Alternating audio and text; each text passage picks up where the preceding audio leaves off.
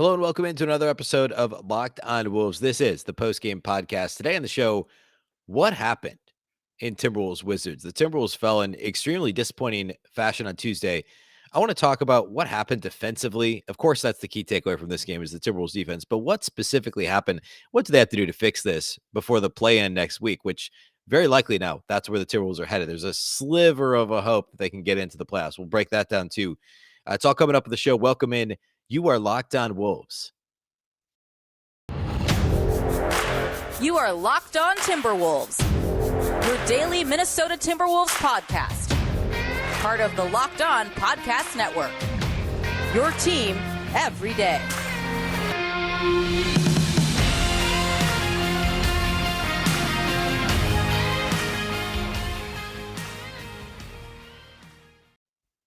Hello and welcome into the Locked On Wolves podcast, part of the Locked On Podcast Network, your team every day. My name is Ben Beecken. I'm the host of Locked On Wolves. Happy Wednesday, everybody. Happy hump day. And I guess a not so happy Wednesday in Timberwolves land after a miserable loss to the Wizards Tuesday. We're going to break down what happened, specifically what happened on the defensive end of the floor for the Wolves on Tuesday. And what can they do to avoid this from happening again? What are the main concerns now heading into essentially playoff basketball? The play-in, which is very likely where the Wolves are headed, is coming up here in just a week. So what went down Tuesday? What can we do to avoid that? So that's all upcoming here on the show today, as well as, of course, individual studs and duds and all the stuff we do typically on the post-game pod here at Locked On Wolves. First of all, quick thank you for making Locked On Wolves your first listen each and every day. The show is free and available everywhere. That includes YouTube, as well as all of your favorite audio platforms, whether that's Apple, Google, Spotify, or our friends at Odyssey. You will find Locked On Wolves wherever you listen to podcasts. You can also follow the show on Twitter at Locked On T Wolves, and also my account, which is at Beecken, and that's with 2 B's, 2 E's, CKEN.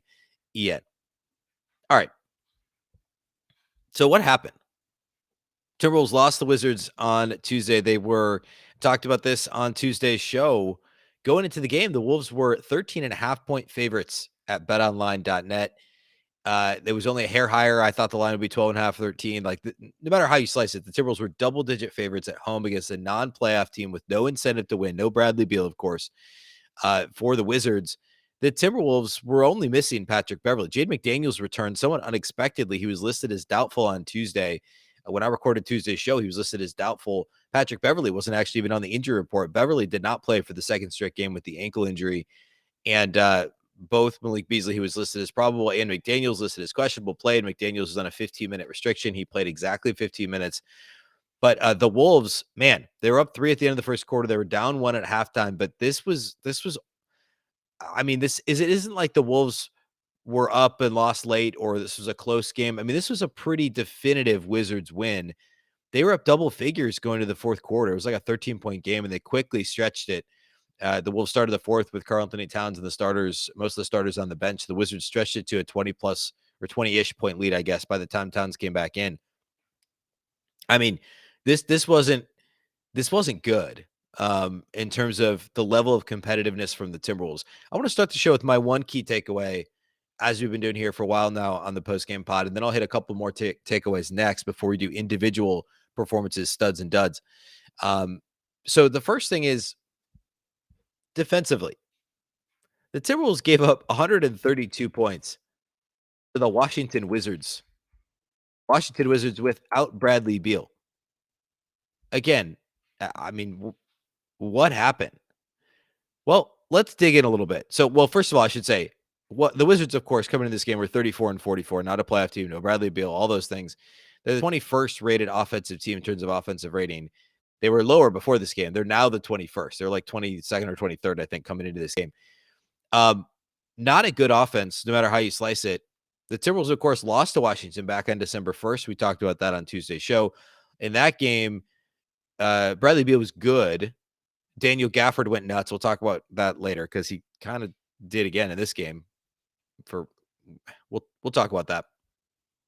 Montrezl Harrell, of course, was traded at the deadline. He had a monster game against the Wolves off the bench back in December. And in this game, that role of big going nuts against the Timberwolves was Kristaps Porzingis also, or not also, but he was acquired near the trade deadline by Washington. So what happened to the Timberwolves defensively? And what can we do to avoid this happening again? Well, the first thing is in the first quarter, the Timberwolves committed one personal foul. If you listen to the show, I talk all the time about the Timberwolves being the league's worst team when it comes to opponent free throw rate and overall personal fouls per game. They're still last in both categories. Um, and so for the Timberwolves to complete a quarter while only committing one foul is basically a miracle. I mean, it is. It's a miracle, right? They're awful at committing fouls. They average, you look at the per game numbers, that means per quarter, they're averaging 6-ish, 5.5, 6 per quarter. They committed one personal foul in the first quarter, which is great. It's all fine and dandy until you look up and realize they gave up 35 points. So, yeah, I mean, defending without fouling is great, but it's more important to actually defend and maybe commit a couple of fouls because you're being aggressive. Typically, the Wolves are too aggressive defensively. And while they were playing the passing lanes, they were certainly gambling at times in this game. And they did have 6 steals. The Wizards only committed 10 turnovers. The Timberwolves' streak of forcing opponents to commit double-digit turnovers was very much on the line in this game. The defense was just not aggressive. It was almost a sense of disinterest from the Wolves, which of course makes no sense. And Denver actually went out and lost to Memphis on Tuesday, which we maybe could have expected given that they were playing the Grizzlies. And the Wolves would have been within a game of the 6th seed. All they need to do is show up and beat a non-playoff team 10 games below 500, a bottom 8 offense in the league without their best player in Bradley Beal. And the Timberwolves showed no interest overall, but especially defensively. Defending without fouling does not matter if you just give up a ton of points. I mean, like it just doesn't matter at that point. And that's what happened in the first quarter of this game, really throughout the game. I mean, the Wizards scored 30 plus in every single quarter, 31 plus in every single quarter of this game. But the Wolves dropped 38 in the first quarter, so they're up 38-35. But they just didn't play defense. The help defense especially was the biggest issue. Sometimes the point of attack was okay, but the backside help wasn't there. There was one particular play, I think this was third quarter, where the ball got swung to the corner and or the initial point of attack got inside the arc, looked like they were going to drive into the paint. Malik Beasley stepped up as the low man and basically pointed at Anthony Edwards, who was supposed to get out to the corner and contest a potential 3-point shot when the ball got swung to the corner. Edwards did not move. Beasley kind of did one of these, just kind of swung his arm out, kind of like we see D'Lo do quite a bit. And the Wizards had somebody setting a down screen or a pin down, I guess, on the baseline to get to get the shooter free in the corner. And nobody made contact with the screener. Nobody was within 10 feet of the shooter in the corner. Nobody made an effort to get to the corner to contest the shot. Beasley pointed. Ant didn't even turn his head, I don't think, to look at the shooter. The screener screened as if he was expecting to screen somebody, or almost the way I saw it as, I can't remember who it was in the Wizards, whichever big man was setting the pin down. He was mocking the Wolves. He was screening air like you would in a shell drill in practice because nobody was even attempting to get to the corner. It was pretty embarrassing. I wish I had written down exactly what time that was at, but I'm pretty sure it was third quarter. The help defense, the recovery, the rotations, it was all at least, sometimes it's a half step slow. This was a full step slow. In this case, it was like 20 steps slow. Nobody even bothered to try to get around the screener to attempt to contest the 3-point shot from the corner. The biggest culprits in my mind in this game, and they weren't alone, Anthony Edwards and D'Angelo Russell, went at the point of attack, struggled. Help defense, especially from Ant, was just awful. And that's just one play that I cited. But the effort level was simply not there. I didn't get that as much from Karl-Anthony Towns. I didn't get it as much from some of the guys off the bench. Taurean Prince was pretty good defensively. Jordan McLaughlin was his typical self.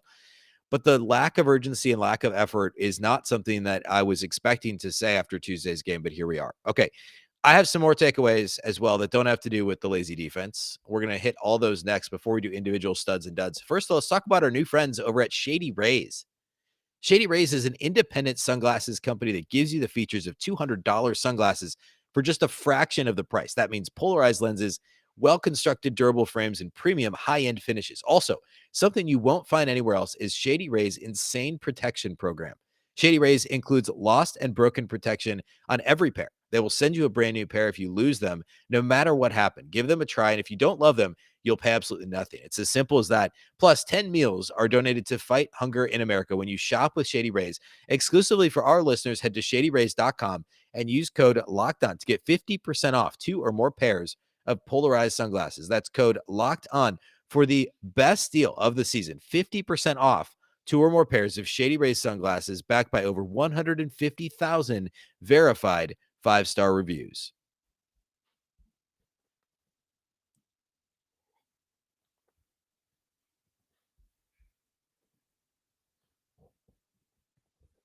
Thanks again for making Locked On Wolves your first listen each and every day. For your next listen, check out the Locked On Now podcast, nightly recaps of every NBA game with analysis from our local experts. It's free and available wherever you get podcasts. It is the best way to get caught up on the previous night's action. If you missed what happened in Denver, Memphis, for instance, if you missed what happened across the league, as there's play-in battles, of course, in both conferences, if you were locked in on the Wolves, listen to Locked On Now. It's going to give you the best sense of what went down instead of sorry, I keep saying Denver played Memphis. That's not what happened. They still have to play Memphis. They actually played San Antonio. For it's neither here nor there. Memphis lost to Utah in overtime for what that's worth. But see, exactly. I didn't have a chance to watch the Denver game because I was locked in on the Wolves. So listen to Locked On Now. You get a sense for what happened the previous night around the league instead of just looking at box scores, instead of watching the highlight shows, perusing Twitter. Go check out the Locked On Now podcast. Okay. Let's talk other key takeaways from this game. We talked defense. That wasn't good. Related to that, though, one last note on defense. The Timberwolves continue to struggle massively with size. Big front lines give the Timberwolves a ton of trouble. That's been the case all season long. The Wolves remain one of the league's worst defensive rebounding teams. They've improved a little over the course of the season, but they're still bottom 3 by almost any metric, defensive rebounding percentage, especially a rate. The Wolves are really bad when it comes to defensive rebounding. They also don't defend their number of block shots are fine, but a lot of it is recovery, chase down blocks. They don't overall defend the rim all that well. Karl-Anthony Towns is not an outstanding paint protector, even though he's much improved defensively. There's a reason the Wolves are better when he plays high wall defense, when he's showing hard on the pick and roll. He's just better in that space than he is backpedaling towards the rim. And Naz Reid has decent block shot numbers, but he's not your typical rim protector. And also the Wolves don't have a 4 that protects the rim. Jared Vanderbilt, another good player and good athlete, but he's undersized. And the Wolves just struggle to rebound 1 through 5 as well. Outside of Vanderbilt and Towns, and even Naz isn't all that good of a rebounder for a center. The Wolves don't have guys that play other positions that are plus rebounders, and that's an issue. But in general, defensively, they struggle with size. In this game, again, 2 games against the Wizards and 2 big Daniel Gafford games. I just don't even know.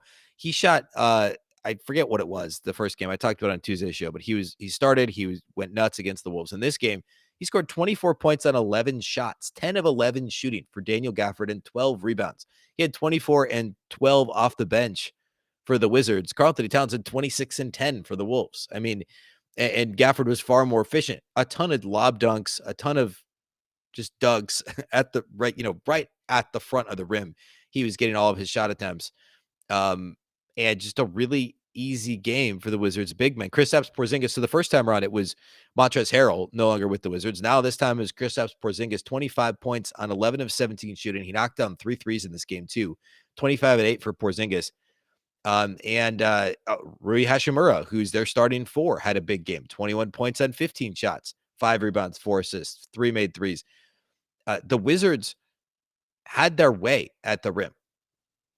And it's not simply a Karl-Anthony Towns problem. Again, it's the help defense. It's the consistency of the Timberwolves low man stepping up in their scheme. It's absolutely vital that whoever the low man is stepping up and providing some resistance in the paint. That did not happen with consistency in this game.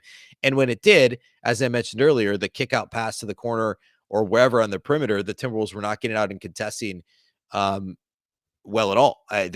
It just wasn't happening. And the crazy thing is the Timberwolves actually did, again, not just in the first quarter, across the board in this game, did a really good job not fouling. They only committed 16 total personal fouls. The Wizards only attempted 14 free throws. The Wolves were a plus 11 in the free throw attempt category, and the Wizards only made 7 of their 14 free throw attempts. They were 50% from the line. So the Wolves were actually a plus 11 in free throws made in this game too. But they still managed to lose by 18 to a bad team. So no matter how you slice it, struggling with size is an issue. Look at some of the playoff teams the Wolves will be facing. That's not ideal. or the teams the Wolves are likely to be facing. We're going to start breaking down the likely play-in matchup and then who the Wolves could face if they get past the play-in in the first round of the playoffs. I want to start looking at those matchups. How did the Wolves' struggles on the glass? How do their struggles to defend without fouling? How do they line up with? How do they align with these good offenses that the Timberwolves are going to very likely play in the play-in and in the playoffs? So we're going to later this week start looking at that. Okay. Next thing. This was a high volume Karl-Anthony Towns game. More of an observation than anything else, but we haven't seen a lot of those. And it wasn't only drives either. We saw still a lot of drives. But Cat actually attempted 8 3-pointers in this game. I could pull it up, I guess, but I don't remember the last time he attempted 8 3-pointers. It's been a minute. But 10 and 24 shooting for Cat. Again, a big first quarter. He had like 13 and 5, and I think 3 or 4 assists in the first quarter in this game. But again, he did so much of his damage then. The Wolves kept him out for the first like 7 minutes of the second quarter, and he hadn't even committed a personal foul. But the Wolves had a little bit of a lead, and this felt like a game. I don't blame Chris Finch for this. It's a game that the Wolves should have won easily. And then by the time he came back in, he had lost his rhythm, did not close the first half strong. The Wolves didn't as a team, and Cat never really found it. He tried to force a bunch in the fourth quarter, which is part of the reason it was such a high volume game. Of his 24 shot attempts, I'd be willing to bet 9 of them came in the fourth quarter. I'm guessing, but that seems right to me. I mean, it was a really kind of a let's play some hero ball to get back into this. And I don't blame him for that. I mean, nobody else Ant wasn't shooting the ball well. D'Lo just didn't. I mean, D'Lo was fine offensively, but he wasn't like, ice in his veins D'Lo at that point in the game. And so, why not? Why not try and go off? And Towns tried. It just didn't work late in the game. To answer my question from earlier, Towns did attempt 7 threes against the Nuggets just on Friday in that win, but he hadn't attempted 8 or more since March 14th, so nearly a month, about 3 weeks plus, and that was the 60-point game against the Spurs. But besides that, it's been since February 15th, so it's happened essentially once per month, or I guess that's a weird way to say that. It's happened twice in the past 2 months, has Towns actually attempted 8 or more threes in a game, so it doesn't happen often. But it was good to see him attempt more threes. He made only 2 of them, though, I guess is the only thing. Last takeaway, the Timberwolves bench was underwhelming in this game in terms of scoring the ball. Now, the Wizards bench, they only played 8 guys, and their bench was phenomenal. I mean, everybody on their bench all 3 guys scored 11 or more. They got 24 from Gafford. They got 17 from Abdia. And Ish Smith scored 11 points, had 14 assists off the bench. And the Wolves are struggling with size. They also struggle with diminutive, quick point guards or guards in general.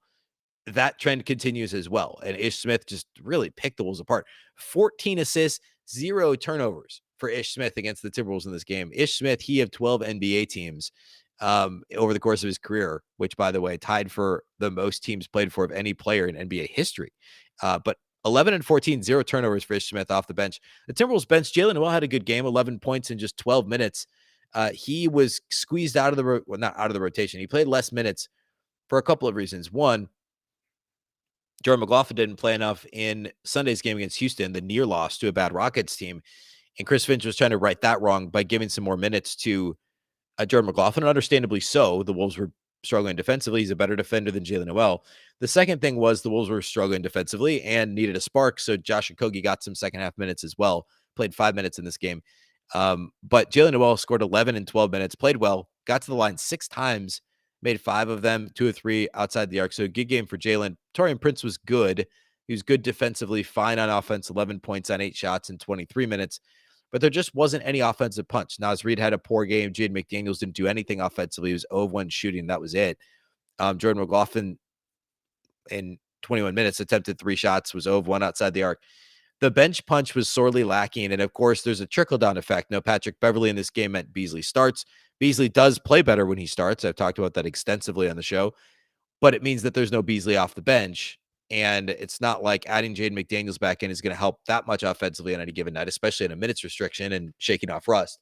So the bench just needs to be better in the playoffs. And I think the only way you're going to generate bench scoring is open 3-pointers for Taurean Prince, or Jalen Noel's doing it all. Or Malik Beasley eventually moves back to the bench. But that's where you're going to find that offense. And in a game where the Wolves had to keep pace with the Wizards, it surprised me a little that Chris Finch didn't have a little more Jalen Noel action in the second half. I know they struggled defensively, but they weren't defending anyway. Playing Josh Okogie or Jordan McLaughlin over Jalen Noel wasn't probably going to get you back in the game at that point. You just had to outscore them, which isn't a recipe to win in the playoffs, but could have maybe beaten the Wizards here, and that's not what he opted to do. Okay, let's close the show by looking at individual studs and duds, as we always do here on the show. First, though, let's talk about our friends over at Built Bar. We're into April now, and a lot of folks, let's face it, have given up on all their New Year's resolutions by now, probably several weeks ago. But not me this year. I'm still sticking to my resolution to eat right, believe it or not, thanks to Built Bar. It almost feels like it's not really even a resolution, though, because I actually enjoy eating Built Bars. Have you tried Built Puffs? If you haven't, you're missing out on one of Built Bar's best tasting bars. Puffs are the first ever protein-infused marshmallow. They're fluffy, they're marshmallowy, they're not just a protein bar, they're a treat, and they're covered in 100% real chocolate. Puffs are a fan favorite. There's some great flavors: yummy, cinnamony, churro, coconut marshmallow, banana cream pie. Actually, for the first time, tried the new brownie batter flavor. I believe they're still available at built.com. I got those in the mail the other day. Fantastic. Delicious. By the way, all Built Bars are covered in 100% real chocolate. That includes Puffs, 100% real chocolate. You can go to built.com, scroll down to the macros chart. You'll be absolutely blown away. High protein, low cal, high fiber, low carb. Most Built Bars contain 130 calories, just 4 grams of sugar, and only 4 net carbs, plus 17 grams of protein. Compare that to a candy bar, which typically will have around 240 calories, 30 grams of sugar, and dozens of net carbs. There's tons of delicious flavors, and if Built thinks the flavor might be good, they'll make it. It will be delicious, and it will be good for you. And at Built Bar, they're all about the taste.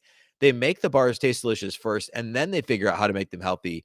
And I don't know how they do it, but they truly do pull it off every single time. I'm serious. The brownie batter puffs are phenomenal. They're brand new. I had them for the first time yesterday. Super good. Go to built.com, use the promo code LOCKED15. You get 15% off your order. Again, that's promo code LOCKED15 for 15% off at built.com.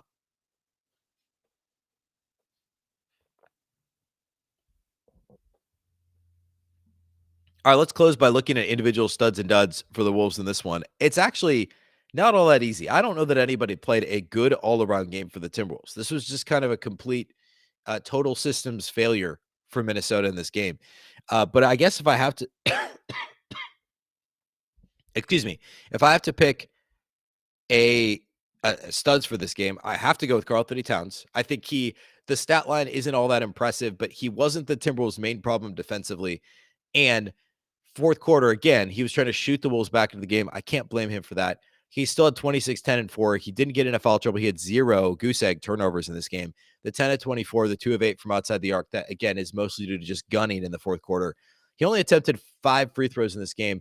I thought the game was officiated well, but again, and the Wolves as a team got 25 free throw attempts. They just stopped being aggressive on both ends of the floor, and the Wizards only had 14. So the officiating was fine. This wasn't a case of Towns not getting the whistles. He just didn't get to the rim quite enough in this game. The Wizards did a pretty good job of defending him without fouling. But Towns was still one of the Wolves' best couple of players on the floor in this game, no doubt. I'm going to give one to Jalen Noel, 11 points in just 12 minutes. 2 of 4 shooting, 2 of 3 outside the arc, 5 of 6 at the free throw line, a very high free throw volume game for him. 3 rebounds and assists, a steal, 0 turnovers. He was a +5 in his 12 minutes off the bench in a game that the Wolves lost by 18. By the way, he was the Timberwolves' only positive plus-minus player besides Josh Okogie, who played just 5 minutes, and at least 3 of those were garbage time. So Jalen Noel, Karl-Anthony Towns, both studs. If I had to pick a third player in this game, I suppose I would go with I'd go with D'Angelo Russell. The defense was not good, but he continues to orchestrate the offense very well. I mean, the Wolves had a decent offensive game. The fourth quarter was not good, but overall, I mean, he had 17 and 11, 7 of 14 shooting, an efficient night, 2 of 6 outside the arc. He was only 1 of 2 at the free throw line, but in 29 minutes to put up 17 and 11 with just 2 turnovers, a solid game for D'Lo. But again, point of attack defense, man, not great. In terms of duds, Naz Reid gets a dud for me in this game. He was a big reason. He ended up only a -4 in the plus-minus column, but again, individual game, plus-minus, tons of noise there for individual players in that column. But early second quarter, early fourth quarter, Naz was on the floor when the Wizards, it really just kind of felt like they were stepping on the Timberwolves' neck. And this should have been the other way around. The Wolves should have been bullying the Wizards. But Naz just had a rough game at both ends of the floor. 4 points on 1 of 6 shooting in 13 minutes, 0 of 3, missed all 3 of his three-point attempts. Believe they were all above the break. And of course, Naz does not shoot the three ball well above the break. He's like a little under 30%, I believe, in non-corner three-point attempts. He's good from the corners, not so much above the break. 2 rebounds for Naz in 13 minutes. And again, 4 points on 6 shots for Naz Reid. So he is the dud in this game. Which, by the way, that brings me to my last point, which is aside from studs and duds, but a good time to bring it up. The Timberwolves were a minus 14 on the glass. They were out rebounded 52 to 38. I talked about this leading into the game on Tuesday. The Wizards aren't exactly like a phenomenal rebounding team. They're 26th in offensive rebound percentage. They were able to grab 9 offensive rebounds in this game. Second chance points were a factor. And they're 16th in defensive rebounding. So middle of the pack defensive rebounding wise. The Timberwolves only had 6 offensive rebounds in this game. 3 of them by Towns on his own. I think at least 2 of the 3 were his own misses point blank. But the biggest culprits for the Wolves in not pulling their weight on the glass, Malik Beasley, 1 rebound in 32 minutes. By the way, he did nothing in any column except for the scoring column, except for his single rebound. No assists, no steals, no blocks, no turnovers, no fouls. It's like Beasley was hardly even there besides his 14 points on 11 shots, 4 of 8 shooting from outside the arc. Vando had a fairly quiet game, 6 rebounds in 20 minutes. And again, Naz just the 2 rebounds in 13 minutes. But the Wolves only had 3 players with 6 or more rebounds. They had only 1 player that had more than 6 rebounds. That was Karl-Anthony Towns with his 10. Again, size continues to confound the Timberwolves. Good rebounding teams or even decent rebounding teams that have a good night like the Wizards continue to give the Timberwolves all kinds of trouble. And that is a major problem going into the playoffs, something we'll talk about more later this week. All right, that's all we have for you today on the show. Again, we are going to start the post-game postcast here very soon, the 10, 12-minute live shows. We'll have a special guest on those shows each night, and we'll have some guests on the program here soon, too. And we're launching some different initiatives at Locked On, the Locked On Network and Locked On Minnesota. So be sure to stay tuned for all that. Thank you to those of you that do make Locked On Wolves your first listen each and every day. Locked On Wolves is free and available everywhere. That includes YouTube, as well as all of your favorite audio platforms, Apple, Google, Spotify, Odyssey, anywhere you listen to podcasts, you can find this show. You can also follow on Twitter at Locked On T-Wolves and my account at Beecken with 2 B's, 2 E's, C-K-E-N. Again, Locked On Wolves is part of the Locked On Podcast Network. Remember, the Locked On Network is your local experts on all the biggest stories. And as long as you're making us your first listen, you can make your second listen Locked On Now or the Locked On NBA podcast. Locked On experts covering the biggest stories around the NBA every Monday through Friday in less than 30 minutes. It's free and available wherever you get podcasts. Once again, my name is Ben Beecken. This is the Locked On Wolves podcast, and we'll catch you next time.